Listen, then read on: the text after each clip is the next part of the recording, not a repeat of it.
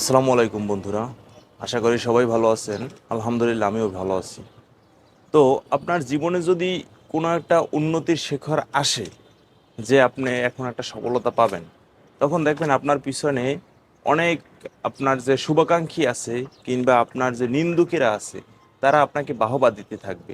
কিন্তু আপনি যখন একটা সময় বিপদে পড়েছিলেন, হাউমাউ করে কেঁদেছিলেন, 5,000 টাকার জন্য আপনি আপনার কোনো ফ্রেন্ডকে আপনি ডাকছিলেন যে বন্ধু আমাকে কিছু টাকা দে, সেই বন্ধু কিন্তু আপনার ফোনও রিসিভ করে নাই।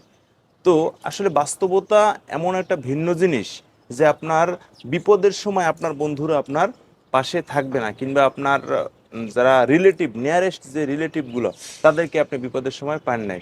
কিন্তু আপনার সফলতা উপভোগ করার জন্য আপনার কোনো নিন্দুক কিংবা কোনো শুভাকাঙ্ক্ষী কারোরই দুঃখ হবে না, অনেক লোক আপনি পাবেন। হ্যাঁ বন্ধুরা, যে বিষয়টি হচ্ছে যে আপনার বিপদের সময় আপনার বন্ধুদেরকে আপনি পান নাই, এটা কোনো ম্যাটার না।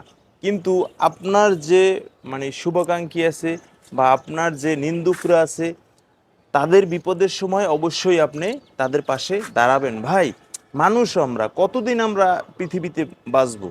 আমরা পৃথিবীটাকে এনজয় করতে এসেছি, আমাদের জীবনটাকে এনজয় করতে এসেছি। এখন এখানে যদি এসে হতাশায় নিমগ্ন হয়ে থাকি কিংবা কোনো চাওয়া পাওয়ার নেশায় মত্ত হয়ে থাকি, সেটা কিন্তু ও উচিত না।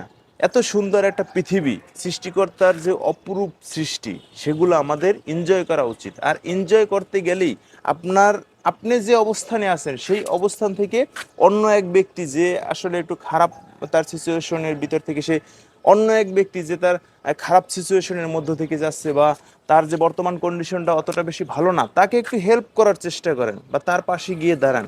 হ্যাঁ ভাই, এটাই জীবন। আপনি আর কতদিন বাঁচবেন? 70, 80, 90, 120 বছরই বাঁচবেন, তার বেশি তো আর না। দেখুন, টাকা পয়সা কারিগরি বানিয়ে এরকমের যে বিল্ডিং করবেন, দেখুন এরকমের বিল্ডিং করে রাইখে যাইতে পারবেন, সেই বিল্ডিং তো মৃত্যুর পরে আপনার কোনো কাজে আসবে না। হ্যাঁ, সেই বিল্ডিংয়ের স্বত্বাধিকারী হবে তখন আপনার ছেলে মেয়ে কিংবা আপনার কোন পরিবার পরিজন। তারা আপনার, যদি আপনি মুসলিম হন, তারা আপনাকে আপনার মৃত্যুর পরে 20 বছর পরে একটু শ্রদ্ধাভরে স্মরণ করবে কিংবা মিলাদ মাহফিল দেবে। That's enough. আপনি কিন্তু আপনার কবরে জাস্ট সাদা কাপড় ছাড়া, এক টুকরো সাদা কাপড় ছাড়া কোনো কিছু নিয়ে যেতে পারবেন না, একটা অর্নামেন্টস নিতে পারবেন না, একটা কোনো কিছুই আপনি ওখানে নিজে বহন করতে পারবেন না।